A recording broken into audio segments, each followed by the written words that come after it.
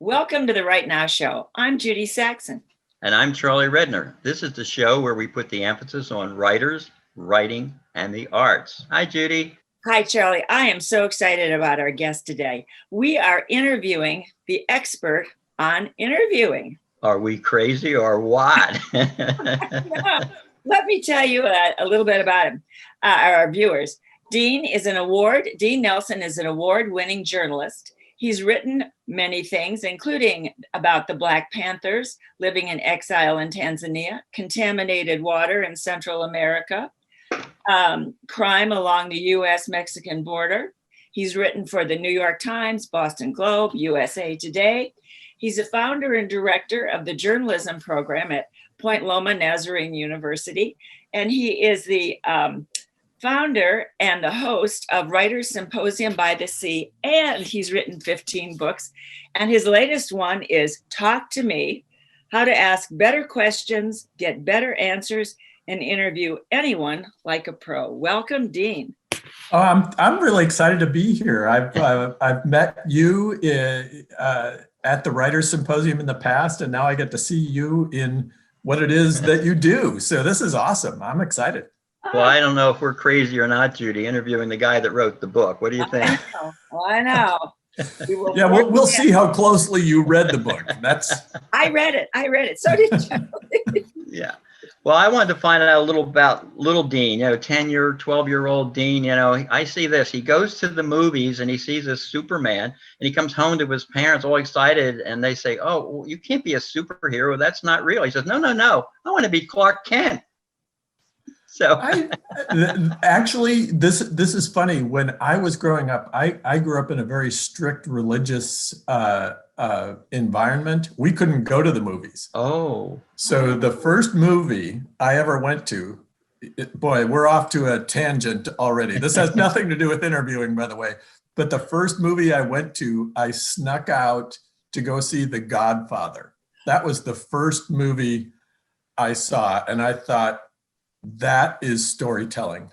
And I was completely swept away. I don't know if it had anything to do with my becoming a journalist, but it may have had something to do with my being a storyteller. What an introduction to Hollywood, I'll say. Yeah, no kidding. Now you're from Minnesota, and tell us a little bit about your background, your schooling and. Yeah, I went to a private all-boys college prep school. So if you ever saw in Minneapolis, well, right outside of Minneapolis, it was called the Blake School. And if you ever saw the movie The Dead Poets Society, absolutely. That school, the school I went to, was identical to that one with one exception. We were not a boarding school. Okay. So other than that, it was the blazers and ties. It was all boys. Everybody, the expectation was you were going to Harvard, and a lot of my colleagues did. And so that, I think, just kind of launched me in some pretty profound ways. I'll imagine it did. Well, I am so I know you were at one point in pre-med, and then your career veered off. Yeah, that was Clark Kent showed up again. Yeah, exactly. Judy, that was the most bizarre thing, because my entire life I had presumed I was going to be a medical doctor. My entire life, from the time I can first remember. I was even named after a doctor, so it was like it was in the stars.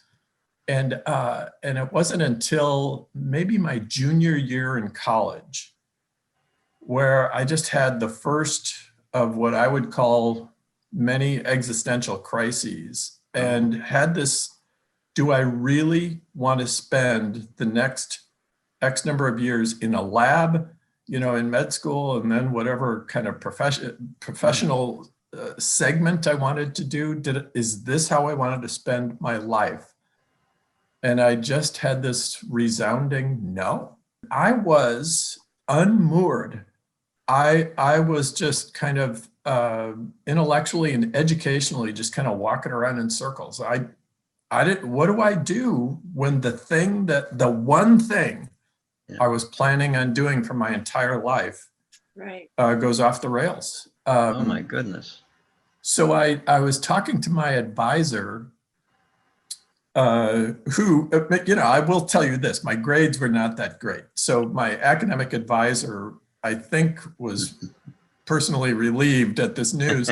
And so I said, so what do I do? And he said, well, let's look at the next number of units that you've got credit for in your college career. Right.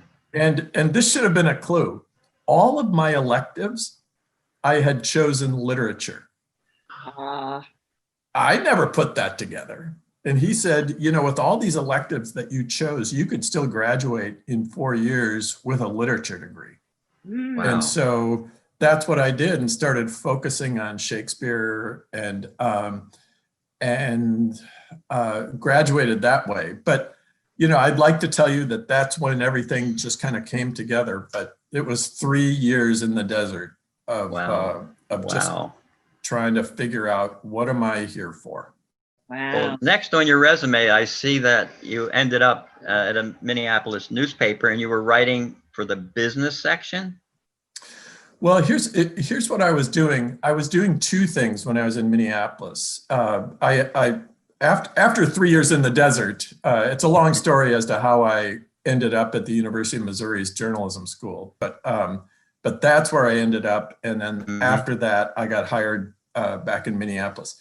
So I was working in two places at the time. One was Minneapolis St. Paul magazine, and I was doing stories for them. It was a monthly magazine.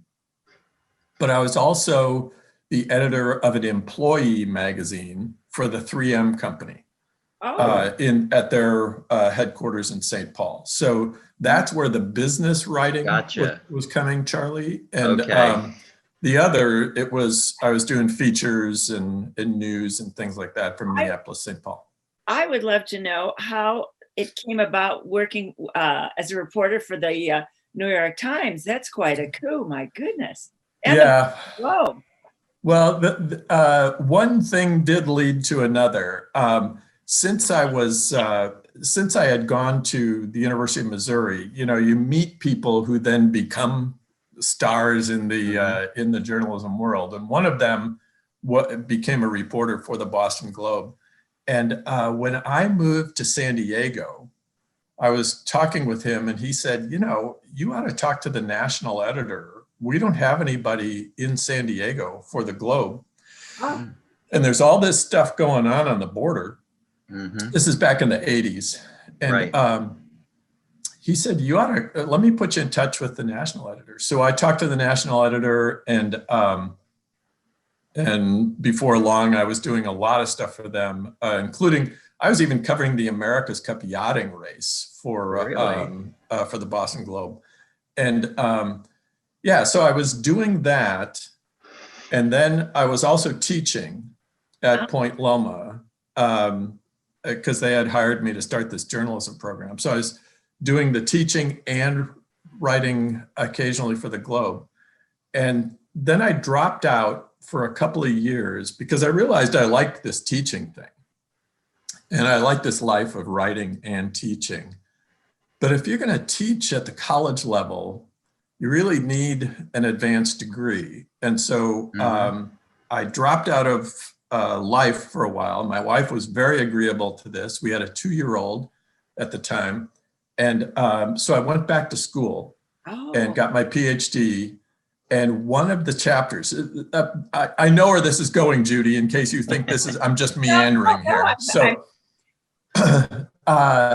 one of the chapters of my doctoral dissertation, the dissertation was about how news organizations changed the way they cover business and the economy starting in the 1970s. And one of the news organizations was the New York Times. And they started a section called Business Day in the 1970s. And I wanted to know why they were committing those kind of resources to covering business and the economy.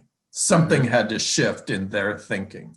Right. And so I got in touch with the person who was the architect of that shift at the New York Times. And he just invited me to come out to New York. So I spent a week in the newsroom of the New York Times. I went to their page one meetings. I Wow. had access to everybody. This is when Abe Rosenthal was the editor in chief. And so I talked to everybody. And at the end of that time, I had a little sit down with the business editor of the Times and said, okay, here's what I've been doing for the Boston Globe for the last X number of years.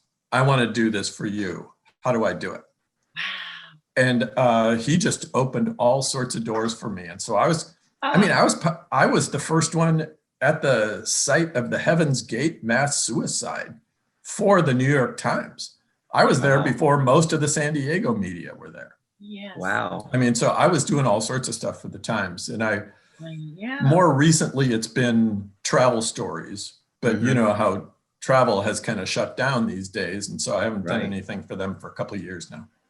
Well, there's some specific stories you covered that we're interested in. The Black Panthers in Tanzania, is it? Yeah.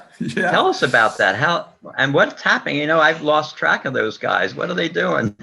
Well, there's still some around, and they're really kind of excited about, or at least the ones that I've been reading about the kind of this resurgence of Black Lives Matter, and the Black Panthers. You know, it's just such an interesting organization. I remember growing up how fearful I was, because there was the race riots and things like that in the 1960s.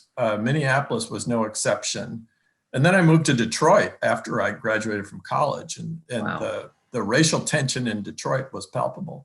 And then I had this opportunity to go to Tanzania because there's a guy living in exile, a guy named Pete O'Neill.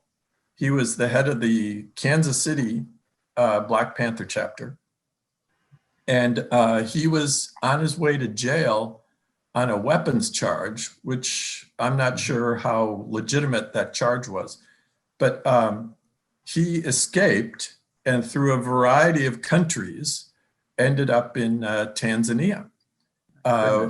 And they don't have an extradition agreement with the US, so he felt safe there. And he and his wife settled down outside of Arusha, kind of between Arusha and Mount Kilimanjaro, and the same thing that motivated him to be involved in the Black Panthers in Kansas City carried him into what he was doing in Tanzania, which is community service, community development. Oh, wow, he started doing computer job training.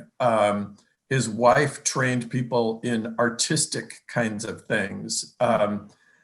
And part of it was AIDS education, because AIDS was rampant in Tanzania. And so they were doing all sorts of tutorials and trainings on hygiene, sanitation, and water, safe practices. Yeah, So and I mean, he had become a force, not a political force, but a force, a community service force, and this servant basically to and the how did they community. relate to you? Were they, open? Well, yeah, they were superb, actually. And I took my son. One of the rules we had in my house was before you went to high school, you had to go to a developing country with me. So we only had 2 kids. And so that was, so my son went with me to Tanzania. He was 14 or 15. And what a great experience for him too. Yeah, it was. And I think it marked him. I think it really did mark him in very, very good ways. Yeah. We went to Kosovo after that, on the same trip, right after the NATO bombings had stopped. But you left Tanzania and went right to Kosovo? I did, yeah. Oh, and took my son with. I was working on a book project, and the book project was about serving others. And in fact, the name of the book is called The Power of Serving Others.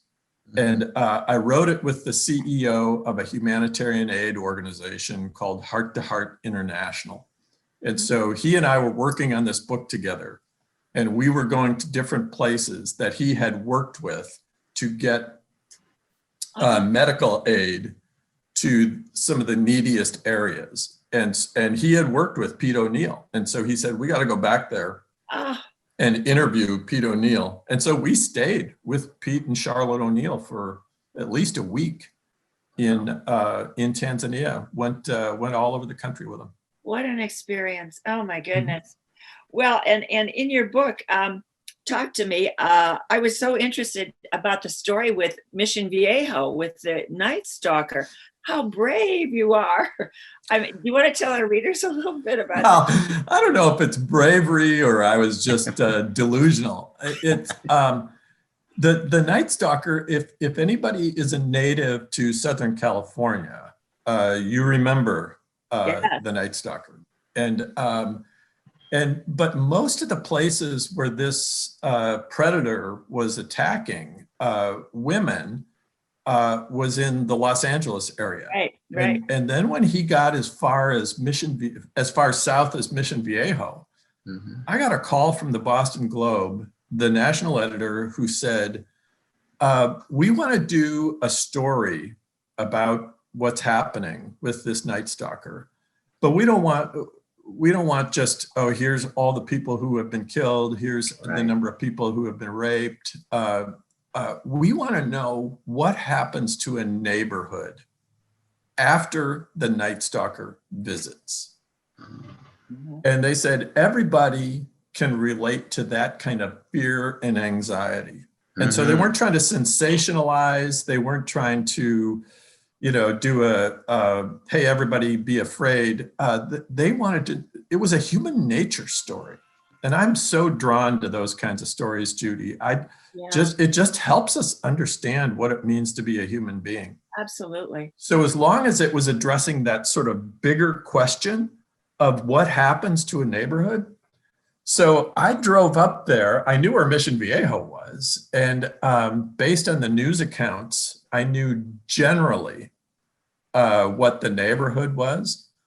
And so I just drove it to the neighborhood and just kind of, now remember, this guy was still on the loose. Right. Yeah, that's why it's scary to us.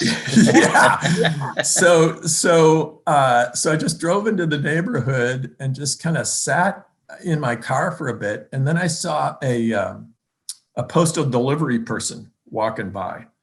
And I just got out of my car and I said, hey, I'm a reporter for the Boston Globe. I'm doing a story about what happened in this neighborhood.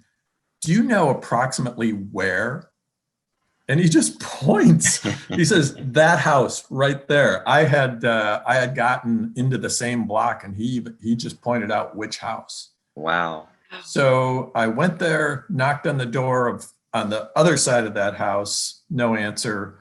Knocked on the door on the other side, the opposite side of the house, and an elderly lady opened the door just as far as the chain would open. Don't blame her. Yeah, exactly. I told her who I was. I told her what I was trying to do. She seemed pretty suspicious and started to shut the door on me. And I just said, before you close the door, can you just tell me who would talk to me about this? And she pointed this bony finger out the door and pointed across the street. And she said, that's the house where the woman ran when she escaped from the Night Stalker. So I went to that house. And that person, and I got the story. Exactly. Wow.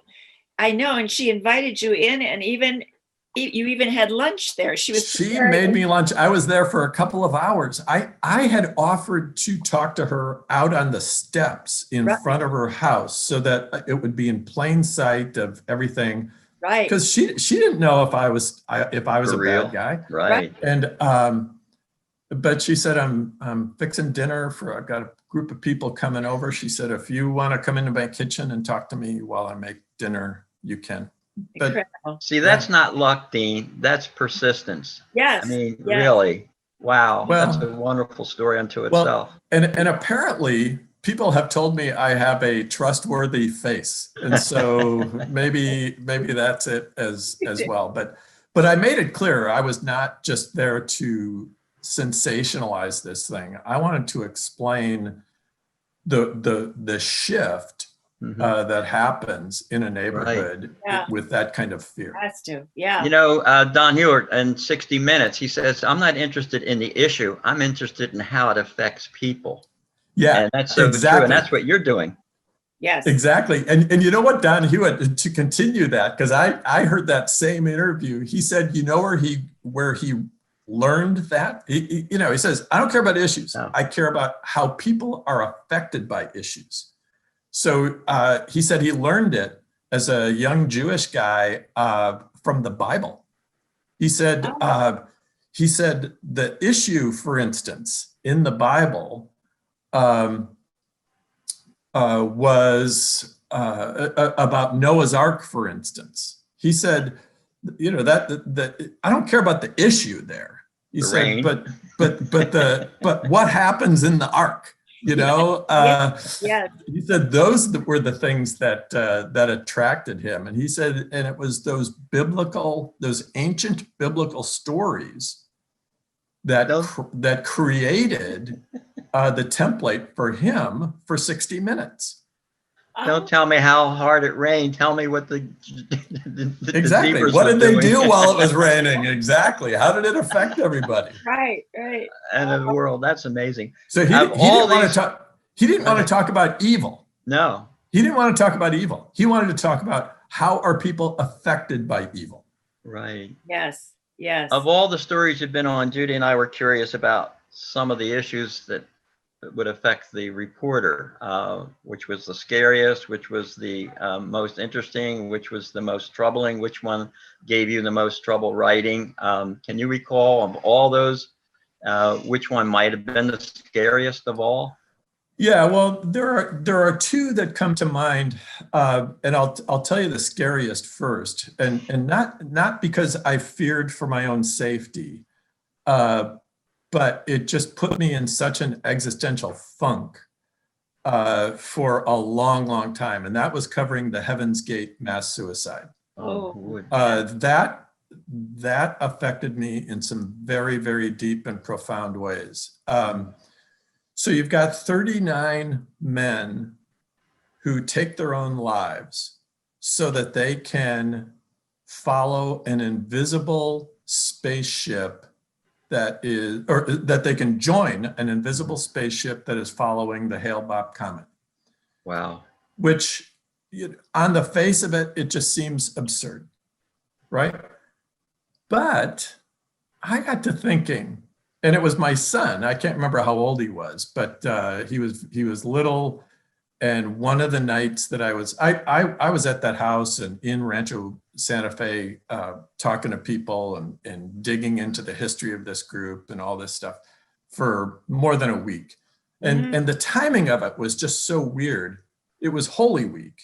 And so it happened on the weekend of Palm Sunday. So leading up to Easter. Mm-hmm. And so during that time, I'm up there covering this group that had decided to leave Earth to join this celestial transport.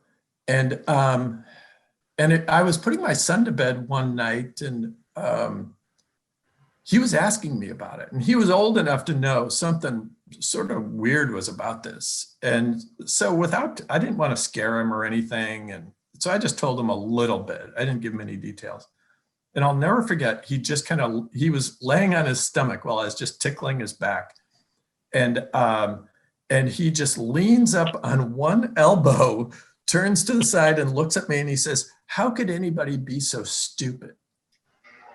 Well, that just was that just hit me for this reason.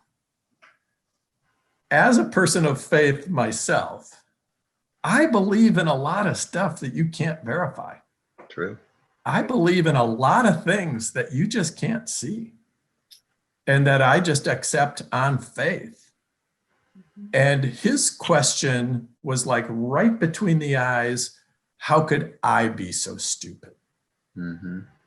And that is what put me in sort of a downward spiral of, I have based my life on some deep religious and faith based beliefs Right. that I can't prove. And I may be as dumb and misguided and delusional as these people who just took their lives.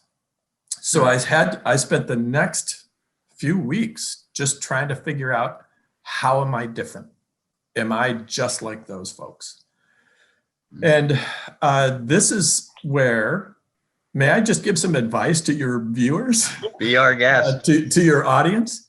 This is where, when you have deep, deep questions and wonder, have I just been following some crazy lunatic thing all my life? My advice is, write about it. Write about it. Write down the questions.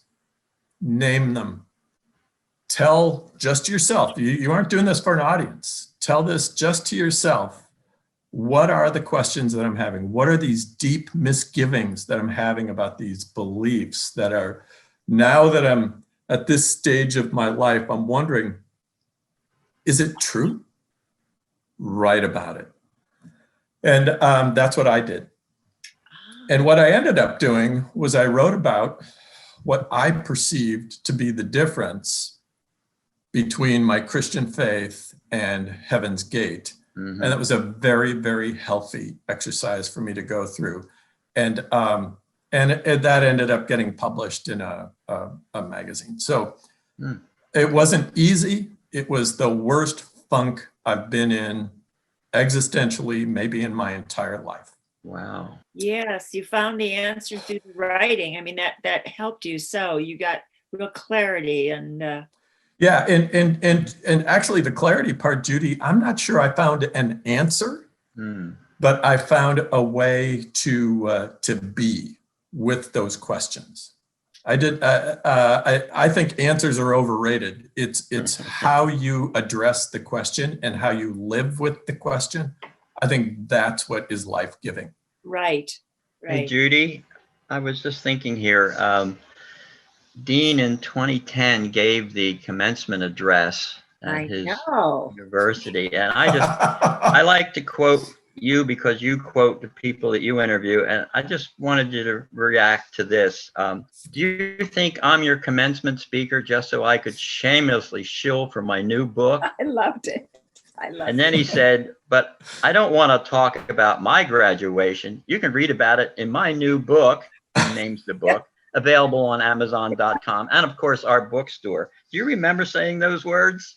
I do, because I thought, here was my thinking here. It was so absurd to have me as the commencement speaker that I just thought, okay, what is some kind of a wacky thing that I could do that would not get me fired? but would also, it did not. 10 years, a wonderful thing. No, it did not get me fired. But I also, just thought I don't want to take myself very seriously about this. Commencement speeches are usually just so forgettable. And so I just thought, what is some Will Ferrell-ish kind of thing I could do? And I just thought, make it a sales pitch. I had a new book out. I even had, I don't know if you saw it, but I had this gigantic cover, cardboard cover of my book made. So I held that up and I thought so. You never got the airplane to fly over with the banner, though. That disappointed me tremendously. No, I think the FAA intervened or something. But this is not why I'm here today. It is why I hired some airplanes to fly over in just a few moments with some banners in plain sight.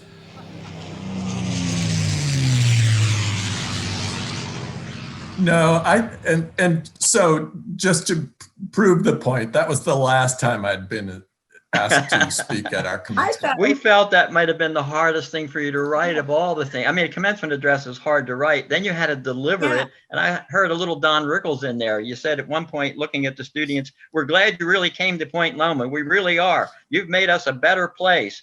without you, we would, well, maybe not you, and you point to some student. No, and not you either. So you did it, and I think it was courageous of you to do that. I think the audience enjoyed it, but I'm not sure some of the faculty members went along with your. Yeah, for whatever it's worth, I didn't hear anything negative from who we call the suits at my school. And of course, you had to give back the honorarium, which really hurt, didn't it? yeah. That's why I'm still dressed in rags. I thought it was very refreshing. I did too. Thanks. I loved it. Yeah. Thanks. Since we're talking about Point Loma, I thought maybe it'd be time to start talking about the Symposium by the Sea. And Dean, cool. I love it so much. I've been to a half a dozen of them, and you've been our biggest fan, our biggest supporter. I love it so much. I really do. And you've given me the opportunity to meet poet laureates and sit in class with them, and you've given me an opportunity to meet people I wouldn't normally meet. So it's been a real treat. Tell us just how it came about and what it is and what it's developed into as of today. Yeah, thank you. It's so much fun to do. It's the best part of my year. But we didn't start out thinking that this is what it was going to be. And so I'll give you the brief evolution of it. There was, when I was covering the border for the Boston Globe, another reporter friend said to me, if you're gonna write about the border, you really need to read this book. And he gave me a copy of Joseph Wambaugh's Lines and Shadows. And it was about a special law enforcement group that had been put together just to do law enforcement on the US-Mexico border. And I read that book and my heart nearly pounded right out of my chest. It was so well done. It was so riveting. And then I read a whole bunch of other things that Joe Wambaugh wrote. And then I found out he lived just a couple blocks from our campus. And so I thought, oh, we got to bring this guy to campus. And so I invited him. I didn't have a phone number or anything, but I had an address. So I just sent him a letter and invited him to come and speak. We would put together kind of a writer's event at our school and feature him. And he wrote back and said, I don't do that kind of thing. Speaking, I think, is pointless. Thanks, but no thanks. And then right at the end, at the bottom of his note, he said, however, if somebody wants to ask me some questions, I can do that. So I thought, okay, I'm used to interviewing people. So I said, let's do that. Let's have you come. And then I got UCSD TV to come to televise it because, he's a big deal. Yes. And so UCSD TV came and I prepared like I was going to interview the most important person in the world, who for me at the moment was Joe Wambaugh. Right. And so I prepared like crazy for this thing. And it turned out a lot of fun. It was so much fun. And he liked it. The audience liked it. It got some great viewer response. Wonderful. And that kind of that gave me an idea, maybe we should do this again. Yeah. So that was 26 years ago. So I still owe Joseph Wambaugh a great debt of gratitude for being kind of the genesis of the Writers' Symposium. I've gotten together with him a few times since then and interviewed him in other kinds of scenarios. And we always remember that was a magic time way back then. Yeah. Judy, you have something to say about Joe? I was going to say, Dean, he was a wonderful, wonderful guest on your interview. Would you just tell our viewers just a thumbnail sketch who he was, and then we're going to just show a clip for those that aren't familiar with who Joseph Wambaugh is. Yeah, Joseph Wambaugh used to be a Los Angeles police officer and then became a detective. And he started writing I think his first famous book was maybe The Onion Field or something like that, where he took this really deep dive into an investigation of a murder in Central California. And it became this unbelievably successful book. And the same, he wrote a book about the Los Angeles Police Department, and that was very successful. And some of his books must have left the force by then, right? They don't like you writing about them. You know, he did a couple of books still with them, but I think the one that he did about the police department was not received quite as well.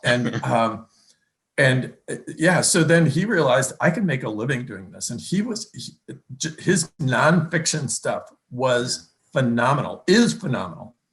And so yeah, he left the police force and then just started writing full time. And then he started writing kind of thriller fiction things, and then he would toggle back to nonfiction, like the book Lines and Shadows. I still recommend that book. Wow. If you want to understand the San Diego-Tijuana border, read Lines and Shadows. Yeah. So he became this enormously successful author. Movies were made out of his books, and now he lives in San Diego. Yeah, Wow. thank you. Yeah, let's take a look. Let's show the clip. Absolutely. Let me ask you in our remaining couple of minutes here for the symposium about the actual discipline of writing. Tom Blair asked you if anyone had said to you, that book was such a natural, it must have written itself. Do you remember your answer to him? No, what did I say? You said, and I gave birth to myself one winter day back in East Pittsburgh when I had nothing else to do. Yeah, it's the hardest work I've ever done.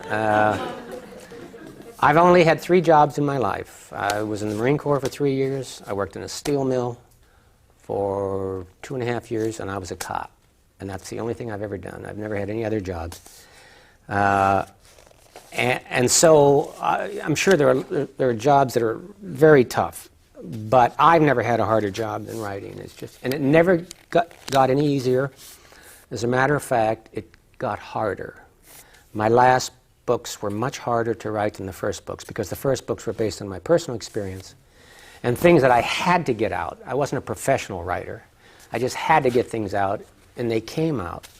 And in my later books, I think I'm, I guess, a professional writer, and I have to do the job. And it's not easier, it's harder, much harder. So sorry if you think it's going to get easier, some of you. It isn't. It's However, it seems like when I read what you write, it seems like you're having one great time writing this. boy, are you wrong. Right. Yeah, I have a great time having written it. Right. In fact, your quote to one person who said, you seem to have so much fun writing, and asked if writing was fun. Do you remember your answer to that one? No. About as much fun as my hemorrhoidectomy. Sounds like something I would say. Yeah, that sounds consistent, doesn't it? Well, I love that clip where he says writing does not get any easier. How true. No, I was actually discouraged by that comment, because I figured the older you get, the more you do it, just sort of, okay, I'm going to show up and bzz, it's going to just, the magic is going to just start to happen, and it just gets harder. Yeah. And Yeah. now that I'm closer to the age he was when he did that interview, I can agree. Yeah. Dean, one of your next guests was Ray Bradbury, and you confess in your book that possibly he ran away with your interview. Oh, not possibly, Charlie. he just hijacked it.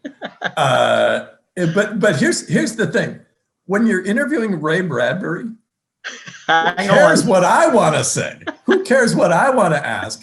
Just turn the guy loose.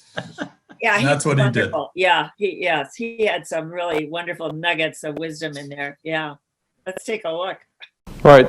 Now you told the New York Times You told the New York Times years ago that my business is to present the future. Prevent it. Prevent the Yes. future. All right, because what I started to write down was a number of things from your books that you wrote about that years later have actually happened. And here's just a partial list. The Sony Walkman.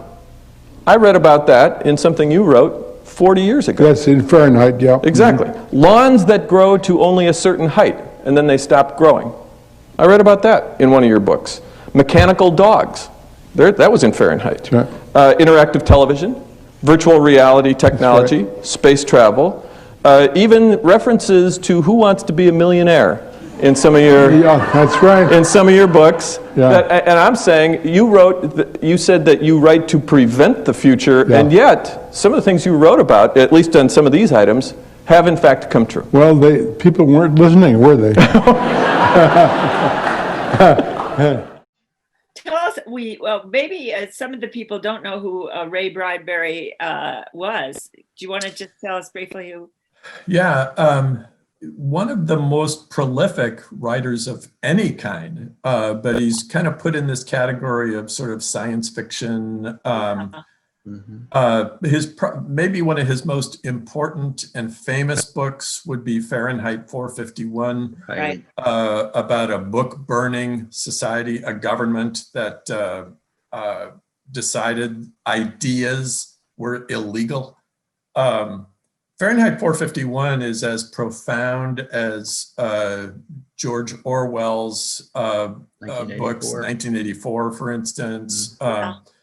But he tried his hand at some screenwriting, but mostly it was these science fiction kinds of things. He's who inspired Stephen King, for instance. Oh, I didn't know that. Really? Yeah.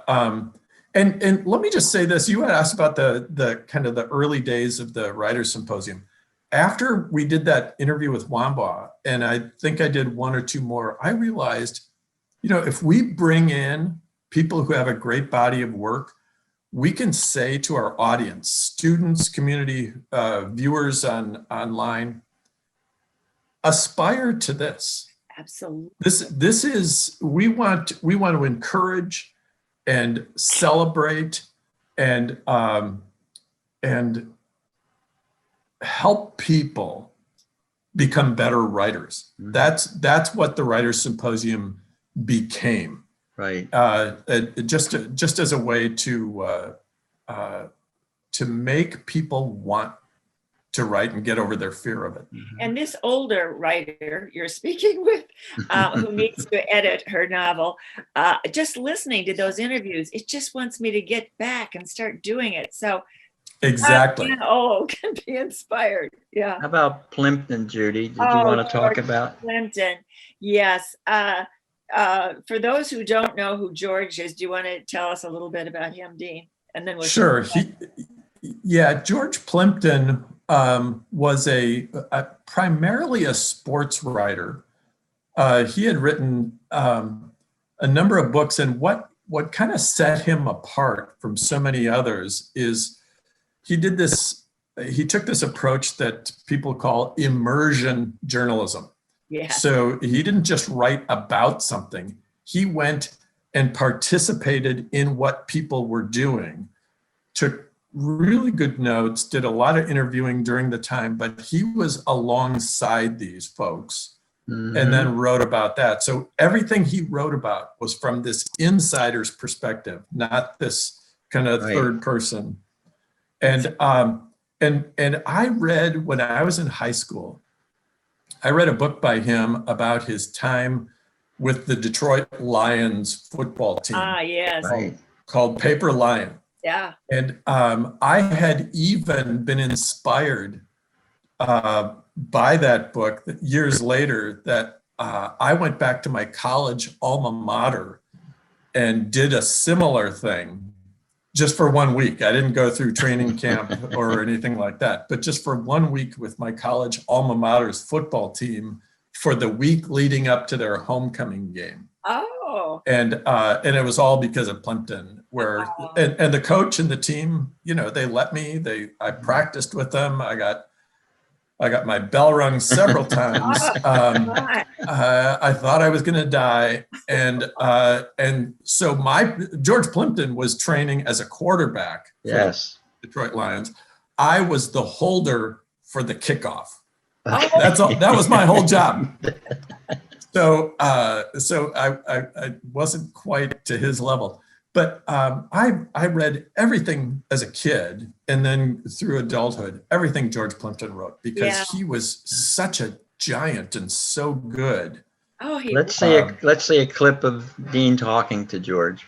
Most people, I mean, Hemingway, to go back to him for a moment, he wrote, got up at 6 o'clock in the morning every day and wrote standing up to a bureau. And on top of the bureau, this is down in Cuba, in the Finca Bahia, there's a bureau, and then on top of it was a typewriter, and on the typewriter, on top of the typewriter, a clipboard with a little clip that said, "These must be paid." It's obviously the sort of thing you buy to put the bills under. And under that was a pad of paper on which he wrote dialogue, which was very easy for him. And on the typewriter he wrote, the prose passages. And then on the wall above this was a cardboard cut out of the back of a packing case, I would think, and rather crudely drawn into squares. And it was a chart of days. And it would have the number of words, 353, 324, then it would jump to 700. And those were days where he'd write twice as much. Wow. So he could go fishing on the Gulf Stream. So he could take a day off. Yeah. Wow. It's interesting about writers counting things. Fran Lebowitz once told me that she'd gone to the New York Public Library to look at manuscripts of Mark Twain. And the curator brought out these things of Twain's and said, there's something that's always puzzled us about this, are these little numbers along the side. And she said, well, I know what those are. He's counting his words. Right. And the curator did this, and sure enough, 316. Yeah. Can you give me one declarative sentence as to advice for young writers? Yes. Proceed. 3 words. Okay. Keep a journal. Good advice. Of all the things I regret in my life, I did not keep a journal. When he interviewed, he went down to Cuba, right? Oh, to interview Ernest Hemingway. Yeah, and the thing that amazed me and I love the most about that interview, him explaining, because all of our viewers want to know, how did the greats write? And talking about him scribbling on the top of a refrigerator and having his computer for one thing and writing the dialogue. But I mean, that was fascinating. You drag out the best out of these guys. I have to ask you, what was George Plimpton like? I'm such a fan. I just think he was such an interesting person. What was he like? You obviously got to know him, with the interviewing and his being at. Yeah, I did, and I got to spend part of the day with him prior to that, and that's sort of the secret, in my view. That's sort of the secret to the symposium. Yeah. One of the reasons there seems to be a comfort level during the interview is that I try to spend the entire day with the person leading up to the interview. So like Billy Collins, he and I played golf at Torrey Pines the day of that interview. And so with Plimpton, I got to hang out with him, and just as a fortuitous kind of thing, the person who was coming the next day was Otis Chandler of the Los Angeles Times. Right. And those two knew each other. Oh. And so Otis came down a day before. And so I got to kind of be with the two of them and their sort of kind of banter back and forth. I will tell you this, Judy, and I can't remember if I put this in my Talk to Me book, but George Plimpton and I got into an argument just before the interview began. Oh. And I honestly, until the lights came up and that interview began, I honestly did not know if he was going to agree to it. Oh my goodness. It Yeah, didn't and show. It didn't show. Oh yeah. Well, I will tell you this because I knew he was so angry. The issue was he claimed I had never told him it was going to be an interview. Right. He thought he was just going to do a reading and speak. Right. And not until he saw the two chairs and the camera. so it was just really minutes before the interview was going to begin. So in my head, I had to rearrange the order of the questions. Mm-hmm. So I would start that interview with something that would put him at ease and get the audience kind of laughing. And then that would just sort of settle it. And then after a couple of minutes, we were fine. But the first couple of minutes of that were very long minutes for me. Oh my. I imagine they were. You had to take his temperature and hopefully this is going to go. Then Anne Lamont. I have to talk about Anne Lamont. I told you in an email recently, I have fallen in love with that woman since I saw your interview. She is dynamic. I've purchased every book that she's ever written. I'm waiting for her to come in one at a time. But her interview with you, I thought was hilarious. She is a very gifted comedian, don't you think? She is. She could do stand-up. In fact, if you go to any of her readings or anything, it is like going to stand-up comedy. But here's the thing. It isn't just, it's not like Seinfeld where she just makes you think about something and say, yeah, that's quirky. She reaches something so deep. She does. In the human heart. Yes. And shows you sort of a funny side to it. Right. That that's her gift. She can name things that we all think about or feel or have experienced. Yes. And make it okay. Yes. And that is an unbelievable skill. Yes. What's the arrogance? Look, I mean, like 350 people. I think these people had to pay, right? The chapel people didn't pay. That's true. That's true. So you should have come to the chapel. It was free, and like that, all of these people would pay to read my books or to make it seem as if I have something to say. And it's like a way of it stamping my parking ticket, validating my parking ticket. And so, like, definitely today my self-esteem is good, believe me. I mean, there were like 1,000 people in the chapel, and they were really nice. They were really chaplain-y people and chapel-y people. And when I leave here, of course I'll have good self-esteem because people are here and responsive, and because, you know, you have said certain things, and the people that when I'm signing books will say certain things. But then it's not going to last all the way home. That doesn't doesn't get you to the next time. I won't get a good night out of this. Oh no. Oh no. Because when I get home, the mail will have come, and there'll be all sorts of phone calls, and there'll be people who want the most annoying things, and it won't be that they want the most annoying things. It will be my reaction to what they want.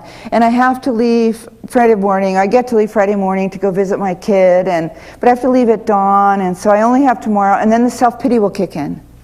And so the self-pity will, I would say, because I'm also going to have kind of a long time at the airport, I would say by the time I'm on the plane, and then I'll become terrified because the flight will be bad, because all flights are bad.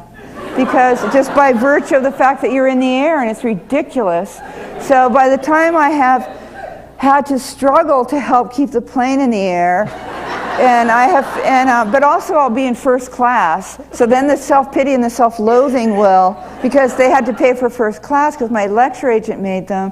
And all of this will come together, and my back hurts, and I'm old, you know, and my back hurts. It just does. I accidentally became 53, and I was so codependent for so long that I said yes to everything, and what I meant to say was no, I cannot help you move. And I was not able to stop helping people move till I was like 48, almost 5 years ago. And so my back hurts, and it hurts because of my sickness, you know? And so all of that will conspire to, when I get home tonight, I'll be very happy because my animals will be there. And, but this self-esteem will be shot. And then plus I know that everyone here thinks I must be a real writer because there's books here, and there's you, and there's the questions, and there's this and all that. But when I get home, it's what all of you have. It's what you doing your next book have. What's the point? Does the world really need another Dean book? Will you stop it with the Dean? Does the world need another Anne Lamont book?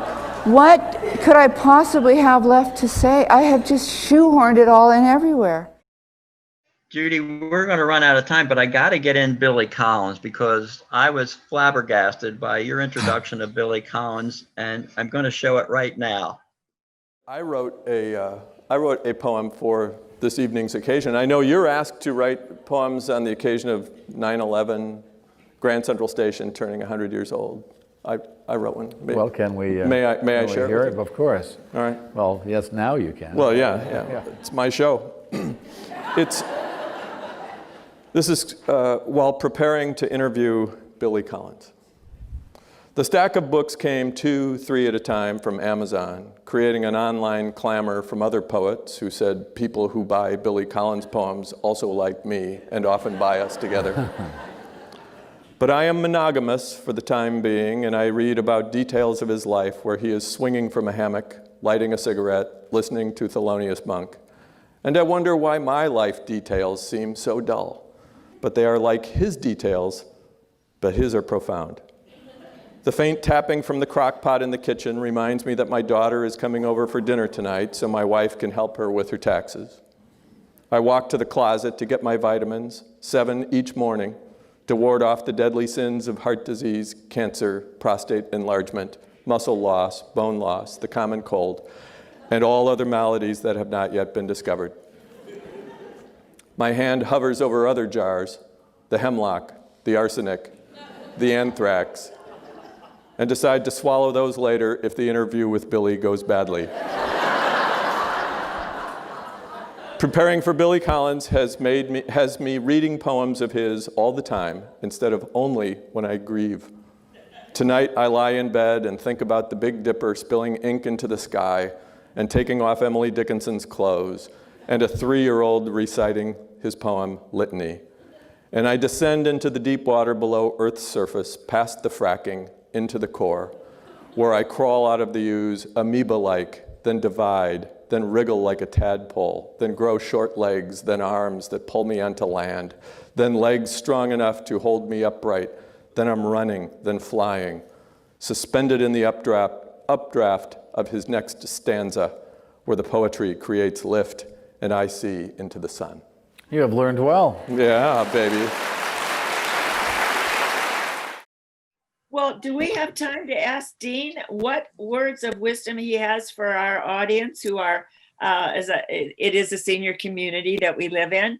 And sometimes, Dean, I think we have people who think, oh, I'm too old to start a book now. Maybe they've always wanted to write a memoir for their grandchildren. So what can you tell them? I think the best advice I could give you to give anyone, especially people who have gone through a number of years and they've got experience, they've got wisdom. I really think writing and telling your story, on the one hand, it sounds daunting and it sounds, too big to happen. And I don't think that's the point. Yes. Take one little thing, one detail, Mm-hmm. and just write a couple of paragraphs about that and start naming the things that made you you. I think that would be my best advice, is you can start there. You can start with just by looking at your jewelry. You can start by looking at books on your shelf, things in your closet. Where did I get that blazer? Why was that significant? Stuff hanging on your walls. Just write a couple of paragraphs about those things, and you will be surprised at how the train will leave the station, and you're going to be writing more and more. I think Dean said this also, but I'll quote Tom Brokaw on this. It's all storytelling, That's what journalism is all about. Right. It is. All right. Dean, thanks again for coming on. I love this. Hey, you really honored me by having me on your show. Thank you. Oh, thank you. I'm Judy Saxon, and thanks for watching. Charlie Redner, we'll see you the next time. Bye now. Bye-bye.